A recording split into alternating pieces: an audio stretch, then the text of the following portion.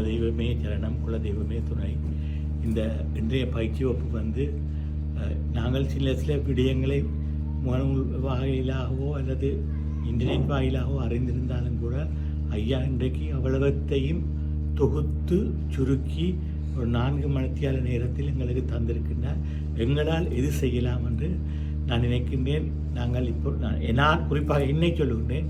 நான் இருக்கின்ற இவ்வளவு கஷ்டத்துக்கையும் குருஜியினுடைய அருள் கிடைத்ததும், குருஜி என்று சந்திக்க கிடைத்ததும் மிகவும் நான் கொடுத்து வைத்தவன் நினைக்கின்றேன்.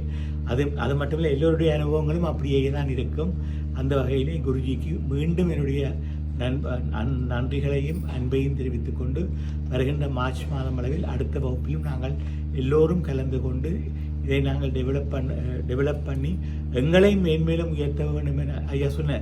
நீங்களும் நல்லா வாங்க, உங்களை சுற்றி இருக்கிறவர்களையும் நல்லா வச்சிருக்கோண்டு.